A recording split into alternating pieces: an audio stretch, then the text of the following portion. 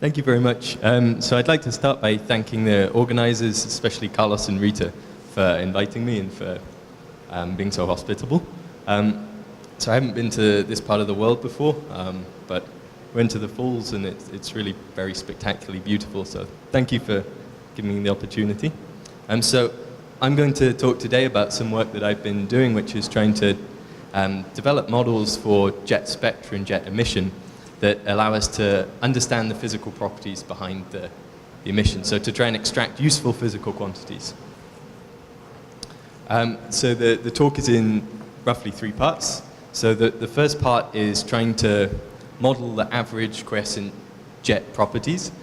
So I'll be introducing the model that I've been working on, which is an extended relativistic fluid jet emission model, which is based on the latest kind of theory and observations.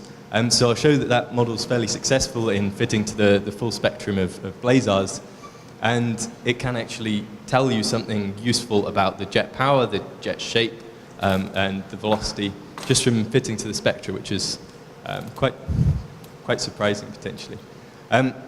So the second part will be on trying to model time-dependent flaring.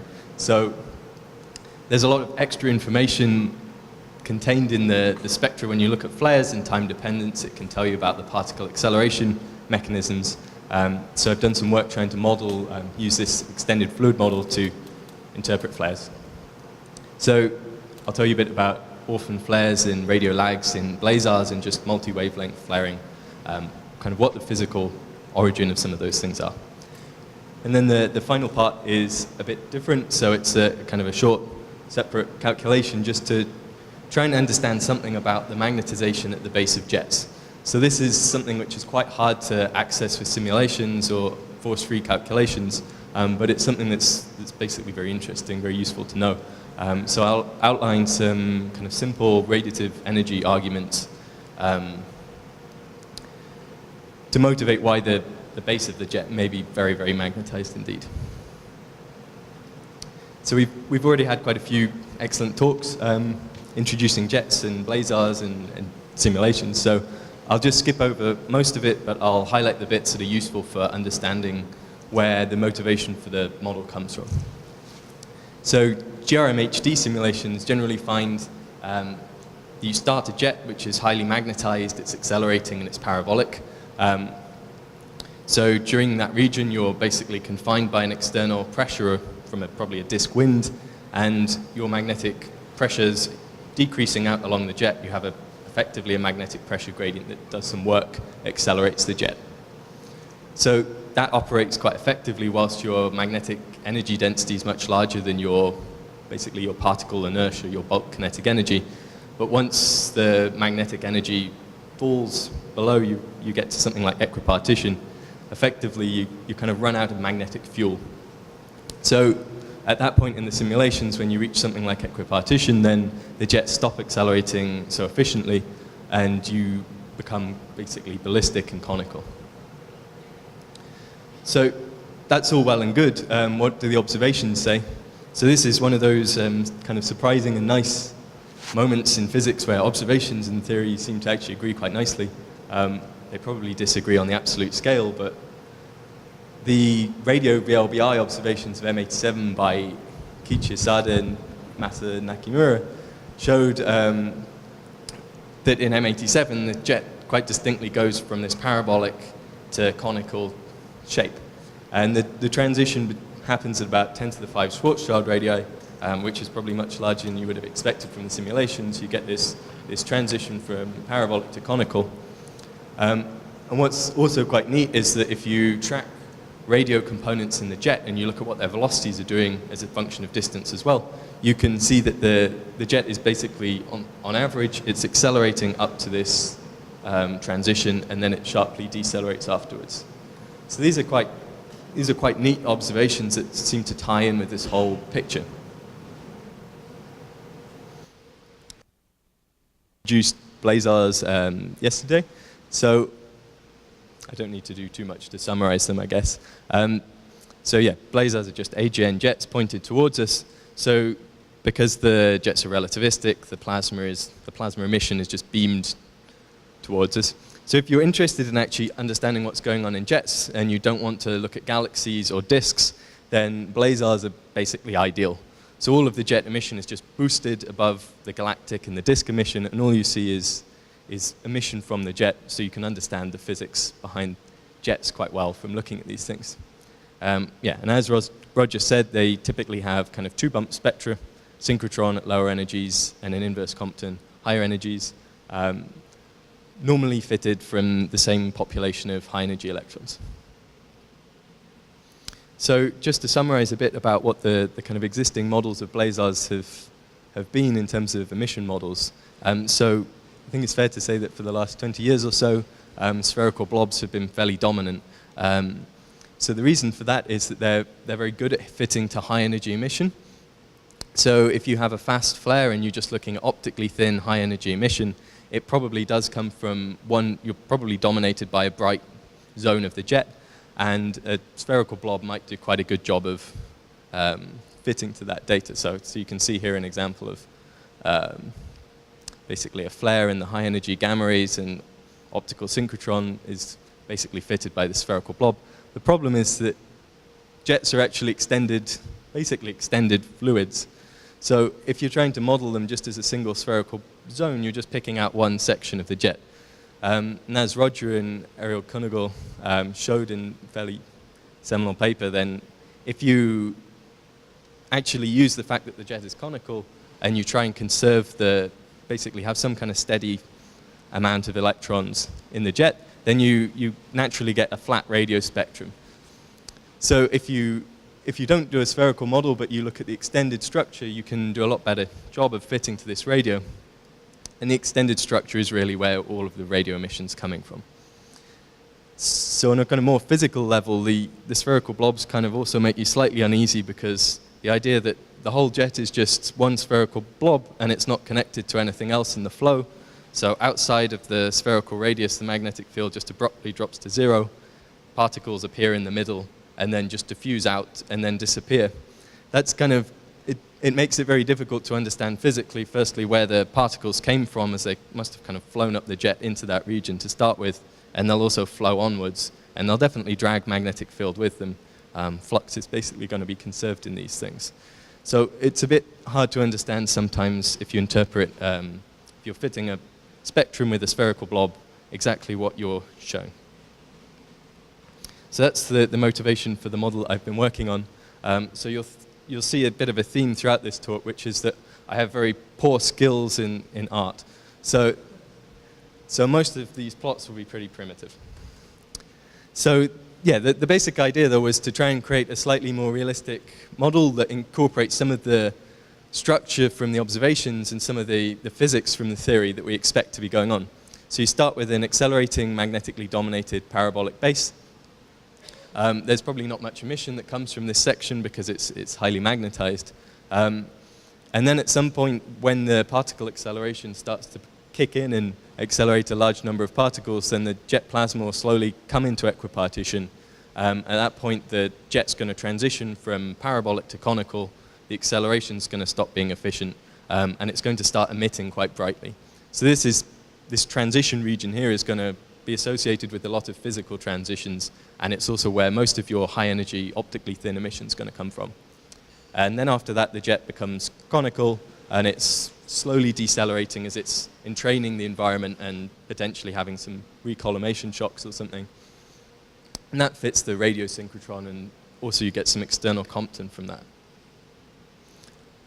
So I'm just going to briefly outline some of how energy is conserved in the jet, because I think it's one of the important improvements in going from an extended fluid model to just an isolated blob model. So basically, we assume that the jet properties are just a function of the distance along the jet. So the radius, the bulk Lorentz factor, and all these things just have a 1D dependence. And we want to basically allow as many of those things to be fitted as possible, because we don't know what they are a priori. So from the simulations and the theory, we don't know enough to be able to exactly constrain what the shape's going to be or the velocity profile in advance. But what we do know is that energy momentum is going to be conserved and particle number will be conserved. So we take the usual relativistic energy momentum conservation formula, which looks fancy, but really just tells you that if you have a box and it contains some energy or some momentum that can't be, it's conserved, it's not, you can't create or destroy the energy, you can just transfer it. All it says is if you have one of these boxes, the energy in the box changes, it means that the energy has just been removed and some flux has come out. So it's nothing particularly fancy. We make an assumption about the form of the energy momentum tensor, which just basically tells you how much energy is in the different components in the jet. So there's a magnetic component from the magnetic fields, there's energy from the non-thermal particles, and there's energy from the radiative energy losses. So the radiation takes energy away. So what we just want to do is basically conserve those quantities along the jet. So the simplest assumption we can make about this is that and it's the assumption that people generally tend to make, all the field and the particles are isotropic, homogeneous in the rest frame of the emitting plasma, or roughly. In that case, you can just treat this thing as a relativistic perfect fluid in the rest frame, so you get a relatively simple energy momentum tensor. Basically, the pressure is just a third of the energy density. And then if you want to work in the lab frame and you want to boost that up, you just do a Lorentz transformation and you pick up 2 factors of Lorentz factor. So 1 Lorentz factor because your plasma has now been Lorentz contracted in the lab frame, and 1 Lorentz factor because you've actually boosted it to a high velocity, so you've effectively given it some kinetic energy. And then the conservation equation just comes from integrating this over in 4D and using the 4D divergence theorem. And in the end, all of this just boils down to a relatively simple 1D equation where again, all you're saying is just the total amount of energy is conserved along the jet. The equation for particle number flux is also effectively just boils down to the same equation. So that's how the energy conservation works. We calculate the synchrotron and the inverse Compton emission from this extended jet structure by just dividing the jet into hundreds of cylindrical sections with different radii, different Lorentz factors, and then we connect the properties of the plasma in those sections by just conserving our energy. So we calculate synchrotron and inverse Compton emission from every section as the plasma propagates along. And we need to get the opacities, the line of sight opacity as you're looking down through the jet to each section to get the emission. So we need synchrotron and pair production opacity for those. So we need to take into account radiative and adiabatic losses on the electrons. So as the plasma goes along the jet and it's radiating, the electrons are losing energy as they radiate. And that changes the electron spectrum. And if you want to have electrons that actually are going to be able to radiate as they go along the jet and they're radiating, they're losing energy, but you want to have some sort of in situ acceleration most of the time, it seems to be required at least from the observations, then what we do is we re-accelerate these electrons either from reconnection or shocks.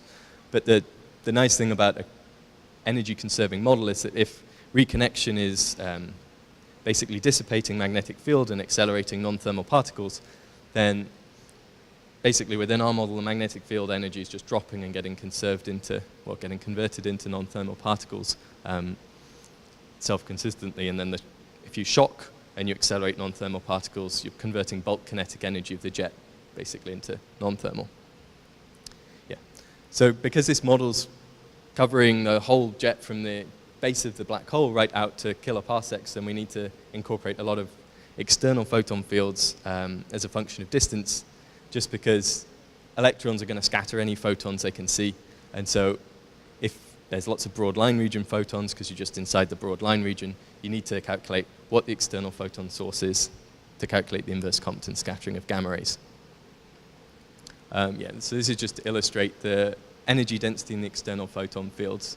So you can just see the usual broad line region, dusty torus, narrow line region. But then at large distances, what's kind of important is that you actually get CMB and starlight contributing. So if you have jets that are relativistic out to large distances, you can actually get a non-negligible amount of gamma rays from that. And we actually do find that in many FR2s then, a lot of the gamma rays in the quiescent state can come from CMB. And it alleviates a lot of problems with the spherical blob models of FR2s, well, FSRQs.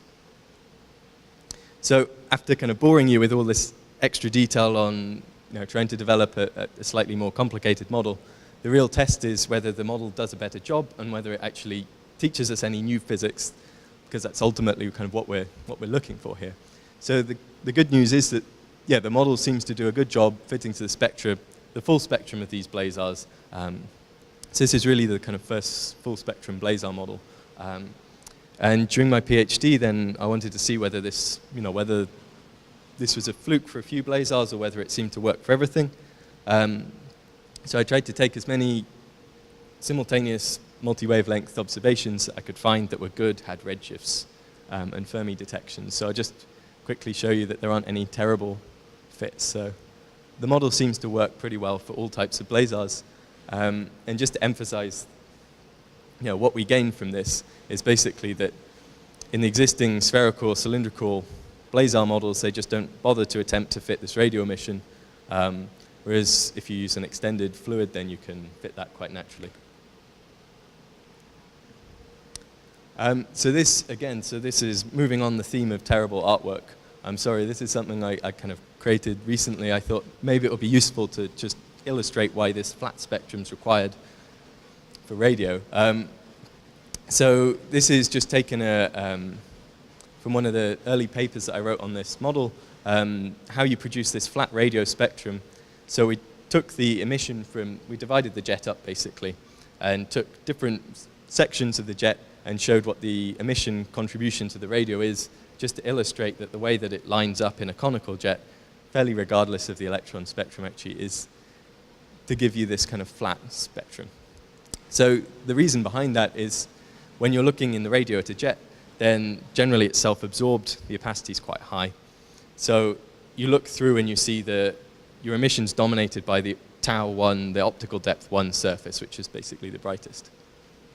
So yeah, as Roger showed then, in a conical jet, basically there's a dependence of the optical depth with distance and a dependence that gets cancelled by the fact that the jet's conical, that makes a conical jet give you a fairly flat spectrum regardless of what the electrons are doing, whereas a spherical blob will give you something that's self-absorbed with a very steep frequency dependence.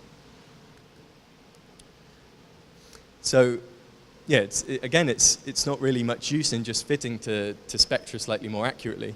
The real goal of this was to try to understand physical properties of these jets and these blazars. So the useful thing, well, one of the most useful things that came out of being able to fit the radio is that you can constrain this quantity, which is kind of the synchrotron spectral break, where you go from optically thick to optically thin synchrotron emission. So you can see in this data there's kind of a changing gradient here, which is where you go from a roughly flat, optically thick, self-absorbed spectrum to something that's just optically thin. So the nice thing is that the frequency at which that occurs depends very tightly on the radius of your transition region. So your brightest emission region basically determines this frequency quite sensitively.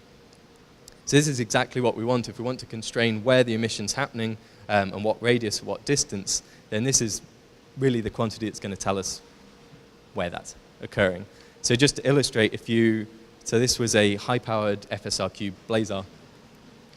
The fitted data requires basically a transition region that's occurring about 100 parsecs. So the jet's accelerating in parabolic right out to about 100 parsecs. If you try to bring that very much closer, so just within the dusty torus about 10 parsecs, you see that the emission just kind of overshoots massively. And this is something that isn't particularly new. I think in X-ray binaries, spectral breaks have been used for a lot longer than in blazars. But I think this is the first kind of use of it in blazars, and to some extent it is more useful in blazars because the jet spectrum is much more distinct. In X-ray binaries, the jet is competing with the disk a lot of the time. It's a bit harder to disentangle, but it's the same physics. Yeah. So we can use this actually to show that the quiescent average jet emission, where the jet lights up and there's this bright emission region, is actually occurring at quite large distances, at least in most FSRQs. And that's well beyond the BLR and the dusty torus, where you normally would put the emission region and try and get some external Compton. So, as I said, the objective was really to try and understand physical properties of these jets. So once we fitted to all these spectra, we can then look at what properties we infer from the fit and see whether they're sensible and see whether we get any interesting bits of physics, basically. So one thing that we find is that as you increase the jet power, and the radio gives you a very good estimate of the jet power because it basically acts as a calorimeter. Any particles you accelerate somewhere along the jet, as they cool, they'll start to emit radio and they'll flow down the jet. So it's very hard to dump a lot of energy in a jet in particles and not see it in the radio. So we can get some decent constraints on that, and we basically find that as you increase the jet power, then the distance of this transition region increases. So in high power jets, then the parabolic accelerating region seems to basically go for larger distances than in the low power things. And if you look at how the maximum bulk Lorentz factor also depends on the jet power and the length of this accelerating region, you find that as you increase the power of the jet, the maximum Lorentz factor basically increases, and the length of this accelerating region also increases. So these aren't things that are put dynamically into the model, but they do seem to, it does seem to make some sense. If you accelerate for a larger distance, you will reach a larger terminal Lorentz factor. So we can get a rough, this is not high quality. I wouldn't try and claim that this is a kind of a high quality correlation that you can get some very precise value to, but this roughly gives you some kind of proportionality where you expect the bulk Lorentz factor, the acceleration profile of the jet, to go with distance to the quarter power. So again, this is all well and good, but ultimately, if you make a model, you fit to some spectra, and then you find some results, then you want to either make some predictions or at least compare to the existing data you have to see how wrong you are and whether there's any new bits of kind of interesting physics that you might be able to might be able to show. So comparing some of these predictions that we found to the observations, as I said, we found this rough relation about the acceleration profile of the jet going as about a quarter power of distance. So this is something that's very tricky to measure. But in M87, it seems that in the parabolic section of the jet, the acceleration profile is going as something like quite close to a quarter power. So this is a very tricky measurement to make, and this is only one object, so it's nothing conclusive, but it's at least consistent. If we look at the Mojave distribution of Lorentz factors, then we find Lorentz factors for our fits somewhere in the region 6 to 50. Mojave sees, from non-relativistic up to 40. So there's obviously a huge problem with what we've done in terms of selection bias and our sample being biased, because all of the best blazars are the most powerful ones with the fastest jets that everyone switches on all their telescopes to observe simultaneously. So I've probably fitted to 38 of the most unusual blazars that there are. So it's maybe not particularly surprising that we're weighted towards a higher end of the Lorentz factors. But it's broadly consistent, and I think there's some recent results from core shift measurements of the velocities which are slightly higher than these Mojave velocities. So another thing we can do to just check that the jet powers and the parameters we get from this model aren't just wacky is to try and frame it in terms of dimensionless quantities like Eddington Power for the jet power and Schwarzschild radii for any distances. So one of the problems here is that blazar masses are quite relatively poorly constrained on the whole, but luckily they're relatively clustered as well. So the best thing we can really do is to take a kind of an average fiducial mass for these blazars to at least convert to some sort of Eddington power and Schwarzschild radii. So what we can kind of frame our results in that way. So here's a distribution of the jet power in terms of the Eddington ratio for all of the fits that we basically did to the spectra. You can see that the FSRQs are more powerful. They go up to roughly, the maximum is about Eddington, and they go down to about 10 to the minus 3 Eddington. So this is consistent with what we think the kind of parent population of FSRQs and BLX are doing. The FSRQs are known to be more powerful. What we find as well, which is slightly more interesting, is that the FSRQs seem to be accelerating to larger distances, something like 10 to the 6, 10 to the 7 Schwarzschild radii. As you go down in power, the BLX are basically going from parabolic to conical at something more like 1,000 or 10,000. So these are things that can be tested now, actually. So more recently, people have been, especially Kiichi Asada, has been kind of trying to find these parabolic to conical transitions and just changes in geometry of jets in multiple blazars and multiple AGNs. So what they find is, there's a variety of these values, but as you go up in, roughly as you go up in Eddington Power, the distance of these transitions is increasing. So it goes from about 10 to the 4 to one of these narrow line CFOTs, CFOT 1s, which is expected to be roughly Eddington's, got a transition region at a very large distance. So again, this is small number statistics, so I'm not going to be claiming that this is anything other than just, at the moment, consistent with some of the results we had. But it's just interesting to try to see at least whether the model is producing sensible answers. And the predictions, at least seem to be initially somewhat consistent with what people are finding. So that's nice. So the final thing, to just try to convince you that the model is showing us kind of jet properties that actually have some correspondence to the real values. These aren't just plucked out of the air. One thing you can do is, once you have this Eddington distribution, you can look to AGN and you can, so I think most of us now are pretty sure that blazars are just beamed AGN, so if you look at FSRQs and BLAC type blazars, they should correspond to some sort of parent population in AGN, where the Eddington distributions are probably going to be slightly better known. So during my PhD viva then, Martin Hardcastle pointed out that basically the correspondence of these FSRQs and BLACs with effectively the equivalent populations of AGN, which are radiatively inefficient LERGs and radiatively efficient HERGs. And they're associated broadly with FR1s and FR2s. So the bottom line is that using a relativistic fluid model gives you much better fit to spectra, so you can fit to radio where you couldn't before. But the main point of this was really to try to make the model realistic enough that you can learn useful things about jet properties, like how far they're accelerating to, what the kind of shape is, what the power is, so that you can then go on to try and understand the dynamics that's causing those things to happen. So the main result is what we find is that high-power jets seem to accelerate for larger distances, reach higher Lorentz factors than low-power jets. So that's a prediction that we would find just from fitting these spectra. It may be wrong or right, but at the moment it seems to be at least consistent with some of the observations.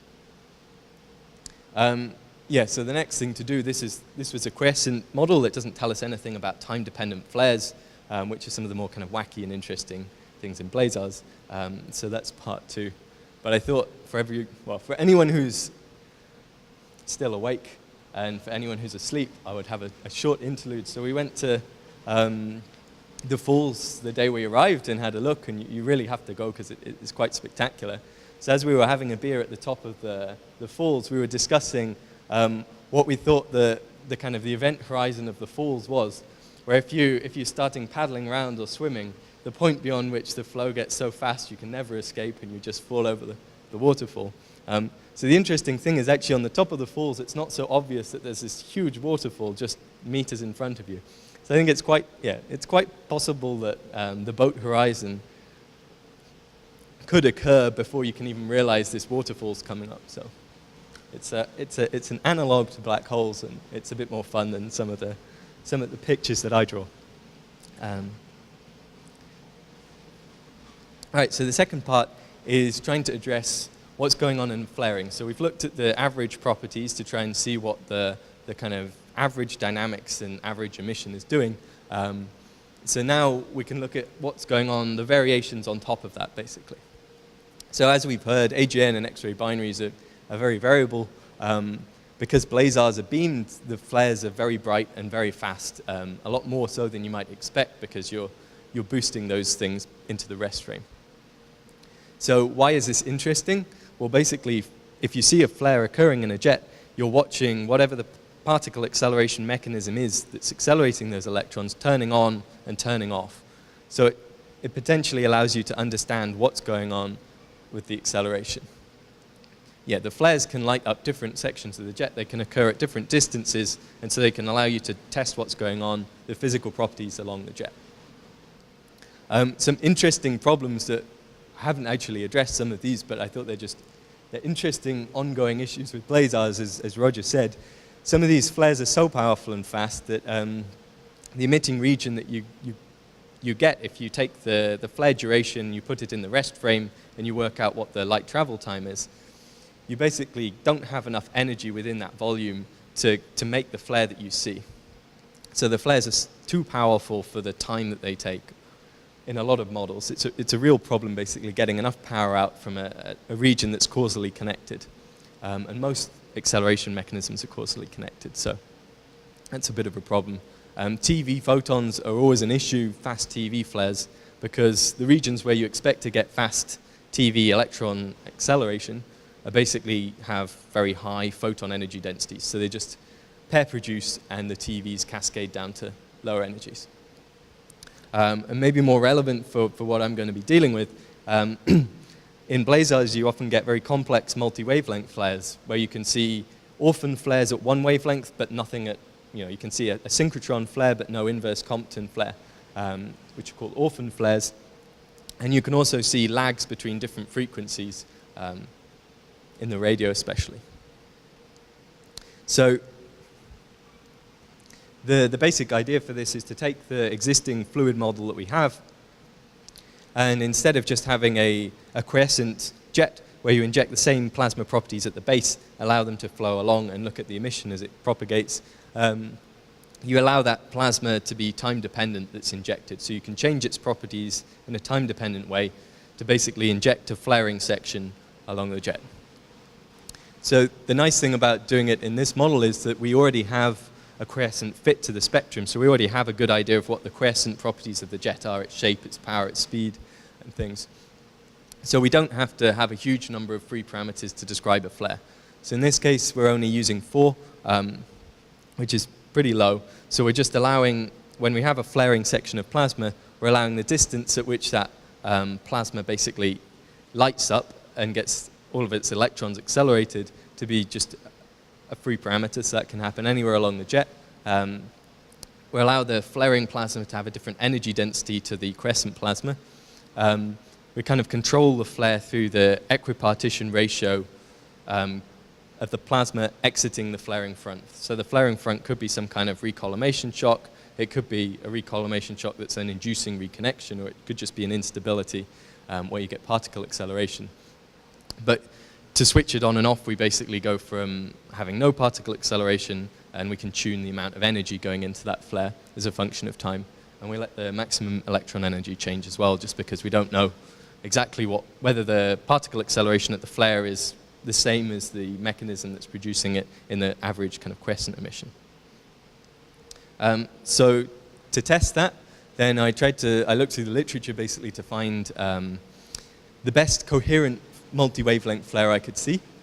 So a lot of the most remarkable flares, well, they're very spectacular in terms of the power and the time resolution, but if you look at the multi-wavelength, you look for the flare at other wavelengths, it's really not obvious that you're seeing the same thing. You often see something that looks like stochastic noise. So I wanted to pick something where it's fairly clear that the same flare is occurring at different wavelengths, has roughly the same kind of shape and time dependence. So yeah, so taking this flaring model, using only 4 free parameters to fit this flare, what we find is actually we can do a very good job of fitting all kind of 9 wavelengths with just these 4 parameters.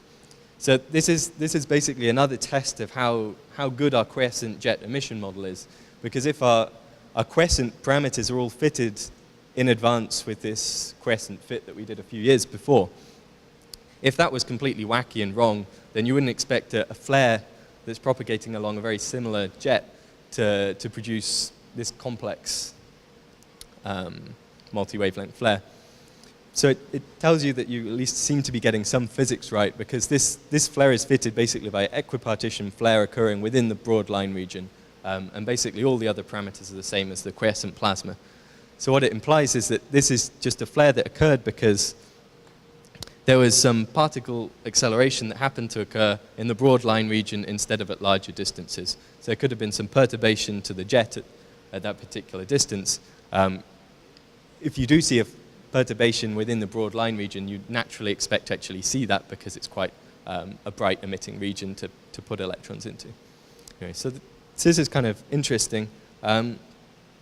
So the nice thing is as well, you can learn about some of the more general pieces of physics that dictate some of these flares. So one of the interesting things that we find is that the intrinsic rise and decay time of one of these flares is basically just equal to the radiative lifetime of the electrons that are doing the emitting. So you can think of that if you have some kind of shock or reconnection event that's accelerating plasma that flows through it, then if you switch on that flare, or you switch on that particle acceleration, then plasma flows through it and it will continue radiating past that shock until it reaches roughly one radiative length scale. It will continue, those electrons will continue to radiate for about a radiative lifetime at that frequency.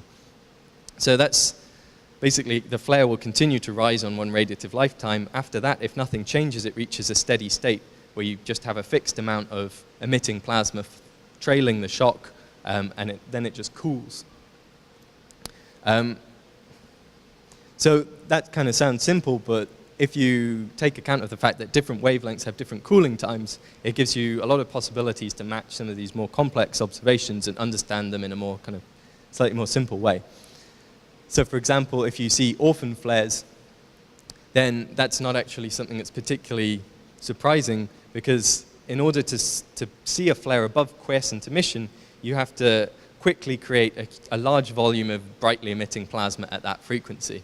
It's implausible that if you have a 1-minute flare, you're going to create enough radio-emitting plasma to compete with the kind of parsecs or kiloparsecs volume of radio-emitting plasma at larger scales. But you might be able to compete with the UV or X-ray emitting plasma that's distributed through the jet, just because the power that those electrons are emitting when they have very short radiative lifetimes can be very high. Yeah, so generically what we'd kind of expect from this then is that if you have a short flare that's shorter or comparable to a radiative lifetime, you're going to get something that looks roughly symmetric. The flare just rises and decays on the same timescale. If you get a longer duration flare and the radiative lifetime you're looking at, so if you're looking at gamma rays and they're cooling very much, the radiative cooling time is much faster than the flare, then you can see it responding to changes in the amount of power that's just being injected at the shock, or the amount of power that's going into accelerating particles in reconnection. So you could see longer, more structured flares or shorter kind of symmetric ones. That would be one of the predictions. And as I said, because the kind of the radiative lifetime is dictating the rise and decay time of these flares, if you go down to radio frequencies where these timescales are very, very long, in order to see a radio flare, you need to inject power into a jet for a very long timescale in order to see a corresponding rise. So if you get short flares, you don't expect to see anything in the radio at all, unless it's optically thin and quite powerfully emitting. So I'll explain about that in a bit more detail.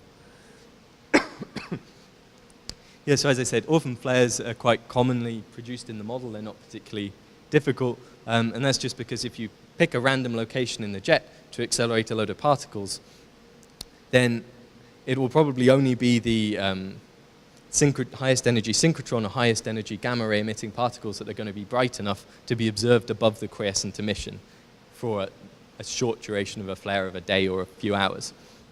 And depending on the Compton dominance of that particular region, whether you've got a lot of external photons or no external photons, you can get an individual flare that's going to be quite synchrotron bright or quite gamma ray bright, and then only one of those may be bright enough to reach above the quiescent emission and actually be seen.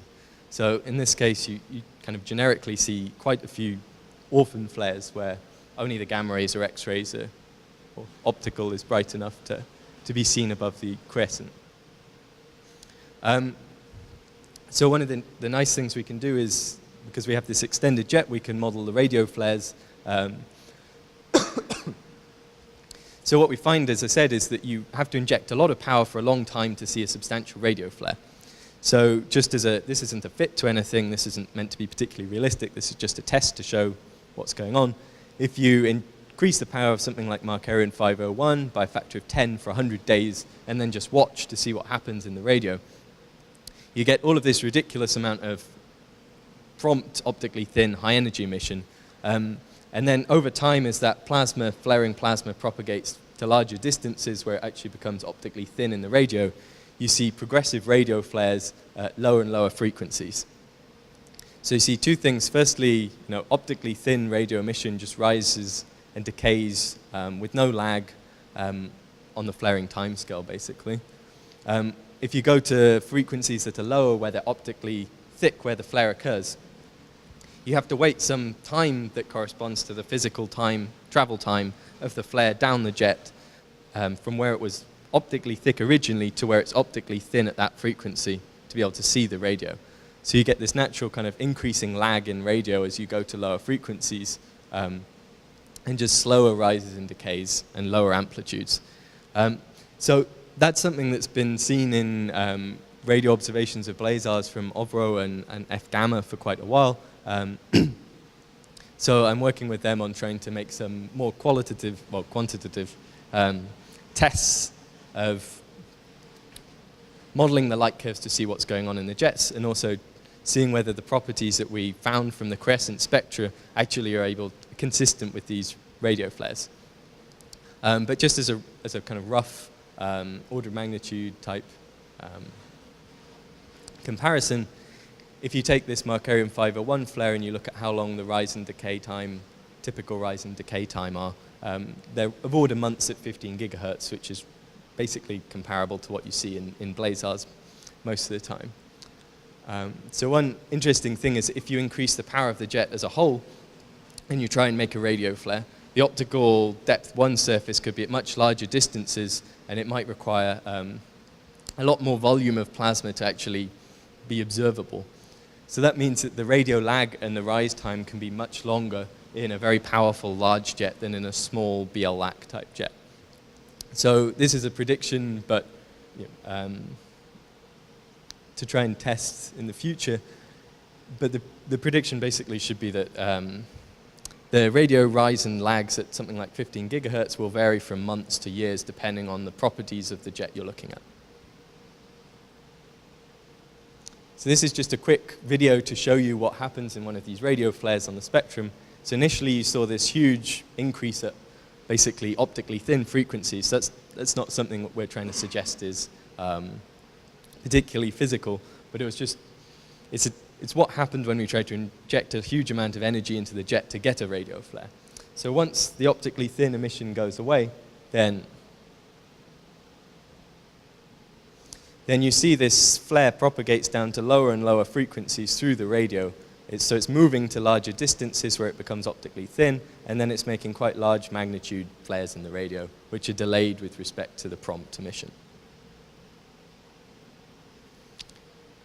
So yeah, this is just a summary of this time dependence. As I said, the intrinsic rise and decay time seem to correspond to the radiative lifetime at a given frequency, and that explains a lot of the behavior that we see in blazars, in particular, seeing relatively short, typically symmetric type flares, and more longer structured flares.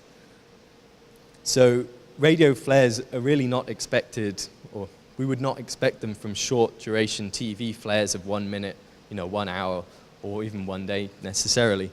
Because they require huge amounts of energy to go into the jet over a large period of time to be able to see anything in the radio. We can calculate what we expect for typical radio lags and rise and decay times. And it's consistent with the observations, but it's some ongoing work to test whether specifically it actually can explain things in detail. So the first two parts were really on modeling jet spectra. This part is a bit more a bit different. It's slightly disconnected, but it's kind of interesting anyway. It's something that I've been interested in for a while. So the basic question is, what is the magnetization at the base of a jet? And how can we determine that? So from dynamics and from kind of general theory and simulation arguments, we'd expect the jet base to be magnetically dominated. So that's just simply because if we want to make a relativistic jet which is accelerated by magnetic forces, we have to start with more magnetic energy than particle energy. Otherwise, it's just not going to be able to accelerate. So we expect it to be somewhat magnetically dominated. What do we expect the plasma to actually look like? Well, it's probably going to be some sort of pair plasma close to the base of the jet. So this, as I think this was mentioned in a few previous talks, but this is an idea that goes back to Roger's paper on with Roman Znayak, and also from pulsar magnetospheres, that you have some sort of spark gap. So above a black hole where you expect the jet base to be, it's very hard to get any actual particles from the accretion disk into that area. So all the simulations find essentially that this thing is a vacuum. If reality is that you have a vacuum with magnetic fields that are twisting, they have strong induced electric fields. And those strong electric fields will basically accelerate anything that manages to get there, like a pair-produced electron from X-rays. It'll accelerate to very high energies, it will emit, and then there will be a pair cascade. So you can provide a basically pair plasma to the base of the jet, even if it doesn't come directly from the black hole itself, and you'd expect those pairs to be relativistic in order to make this cascade work. So what we actually observe from jets in radio and at larger distances as well is synchrotron radio emission from relativistic electrons observed down to the smallest scales that we can basically see. We always see radio emission of some sort, and it's always coming from relativistic electrons. The distribution also looks relatively smooth. It's not like you only see a bit of radiation at the base of the jet and then it cuts off and then there's another sharp kind of shock-like structure or some kind of obvious acceleration event. It seems to be some continuous acceleration process. So what is the jet magnetization according to kind of slightly different perspectives? So I think most relativistic MHD people would try and argue that the initial magnetization, or the ratio of the magnetic to particle energy in the jet, is roughly whatever you want your terminal Lorentz factor to be. Because if you run your relativistic MHD simulation and all the magnetic forces do industrious work on the plasma and accelerate it, then eventually you'll end up with something that has roughly the bulk Lorentz factor will be the magnetization. Often people who model emission and observe these jets would favor equipartition in a lot of places, and that's just because you often need the jet to be very radiatively efficient to be able to reproduce observations with powers that aren't ridiculously super Eddington. So the problem with that is potentially that these equipartition arguments don't hold closer to the base of the jet, where you normally, this is an argument that might hold for radio lobes at large distances, or for blazars in the emitting zone, which again is probably at larger distances, but maybe not close to the base of the jet. And the results from some of the, from the calculations I'll show you is that I would say that this magnetization is actually potentially a lot higher than that, or both those estimates. So why is that? So here's kind of back of the envelope estimate calculation to show why this is a problem, why we expect such high magnetic dominance. You can estimate the magnetic field strength at the jet base if you take the amount of plasma, the volume of plasma that is generated per unit second, and then the amount of energy that's being put into the jet per second as well. So you can get the energy density of the plasma close to the base. You can assume all of that energy is effectively going into magnetic fields, or at least, if you assume it's only half, it's not going to be a large factor different. And you can estimate what the magnetic field strength is. So typically at the base of a magnetized AGN jet, this will give you a 0.1 Tesla field, or something similar. So then you can calculate what is the radiative length scale and radiative lifetime of a relativistic radio-emitting electron that we see in this plasma. And what you find is that it's catastrophically small. So these magnetic fields are just ridiculously large. Even radio-emitting gamma of 10 or 100 electrons don't last long.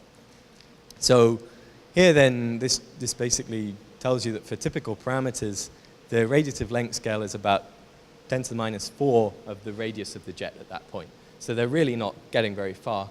You need something that's accelerating them in situ to see continuous acceleration. But it's also completely implausible that you have any kind of large quantity of non-thermal electrons in these jets continuously because they're radiating all their energy away in a tiny distance. So if you put a large fraction of the jet energy into this population, it's just immediately dissipating, well, getting radiated away. So that tells us that we're looking at something that must be pretty highly magnetized. So we can calculate this in a slightly more detail. We can just take a kind of a 1D fluid jet based on M87. So it has the shape of M87, the acceleration profile. Sorry, I actually swapped the B and the C should be the other way around. Yeah, and we can say, okay, well, let's just take a toy model. Let's assume that we have a fixed equipartition ratio, a fixed magnetization along the base of the jet, and we have a fixed electropowell or electron spectrum that's fairly typical. And we can calculate how much energy is actually radiated away in order to maintain that type of jet. So when we do that, what we find is that if you have a jet that's something like 10% Eddington or higher, then in order to avoid radiating all of your energy away incredibly quickly, you need to have very high magnetization, something like greater than about 10,000 or so. So that assumes that it's quite a conservative assumption that assumes you don't want to radiate more than 95% of your initial energy. So I think it's fair to say that when you reach the radio lobe, you don't want only 5% of the initial energy of the jet to have reached that point. So I picked 95% or 5% because hopefully no one's going to argue with that. Yeah, so you can calculate the emission of this and you can get analytic solutions to constrain what the magnetization, the constant magnetization would have to be so you don't radiate too much energy away. So that's a fairly simple model. But if what we're saying is really that this jet has to be fairly magnetized throughout the base, what we're probably also saying is that it's probably not strong shocks that are doing the accelerating during this section of the jet. So that's kind of the idea that if you have relativistic magnetized shocks, then it's actually, they're very inefficient accelerators because, sorry.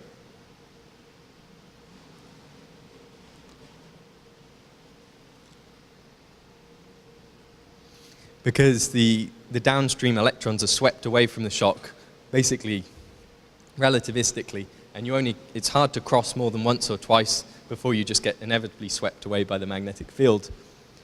Also, if these jets are causally connected and they're magnetized, the magnetisonic speeds are going to be high, and it's unrealistic to think you're necessarily going to get strong shocks occurring with those velocities.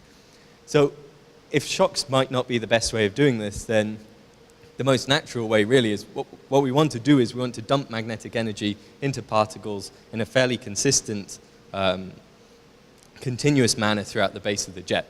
So at some level what we kind of necessarily need is some form of magnetic reconnection. So the previous calculation was a bit idealized.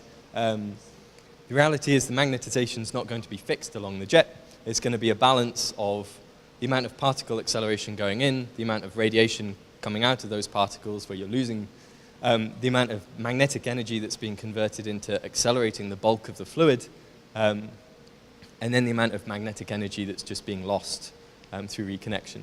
So you can calculate what the evolution of the magnetization basically along the jet is, given a model of reconnection. So what this does is kind of allow you to put some kind of constraints on what possible parameters, global rates of reconnection you can have in a jet that will give you something that looks like what you want.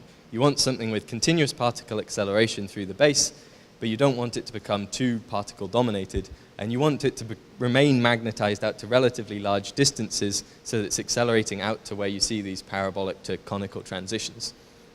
So if you make two fairly conservative assumptions that you don't want the jet to radiate away all of its energy, or at least less than 95%, and you want the jet to eventually come into equipartition and stop kind of magnetically accelerating efficiently at a distance somewhere between 100 and 10 to the 8 Schwarzschild radii, which I think is a fairly generous allowance for where these jets seem to go from being parabolic to conical. that will allow you to actually calculate the global reconnection rate that you require to do that. So there's not actually too many. The main quantity that's unknown when you look at the global reconnection rate is basically the amount of reconnection surface area per unit volume, which effectively would come from wherever your instabilities or wherever your perturbations are bringing field lines together and reconnecting them, and you're getting some sort of current sheet where then the magnetic fields can flow in, produce some kind of relativistic outflow, like in the PIC simulations. So the main problem is actually determining how much reconnecting surface layer you have in these jets, because you really have no idea a priori what that will be. The PIC simulations are really zoomed in. The global structure of the jet on large scales will determine where all of this is happening. And again, we don't know the external profiles well enough for that. So what you can do is you can actually calculate what the likely values of the global reconnection parameters are, just by demanding. You don't want too much radiation and you want this to come into equipartition. And what we find is that this suggests that something like 10 to the minus 16 meters squared of reconnecting surface area per unit volume of jet plasma. So that's actually a very useful quantity to know. So there are some assumptions that go into this, which are obviously that reconnection is the mechanism responsible for accelerating these electrons. But I think, yeah, at the moment it seems hard to motivate shock acceleration and a form of kind of conversion of energy into the non-thermal particles that isn't in some way from the magnetic field. Okay. So, yeah, just to summarize the last section, then people often assume that the magnetization at the base of a jet is relatively close to unity. I would say that if you're talking about non-thermal particles there, which is the pair plasma that we actually expect to see, that's probably very wrong, and you could easily end up getting catastrophic radiation losses from post-processing if you do something like that. What might be slightly more realistic would be to start with something that's very magnetized, and then gradually you're inputting particles into the jet and loading it as it moves along. Okay. So thank you for listening and for staying awake. And thanks again to the organizers. Okay.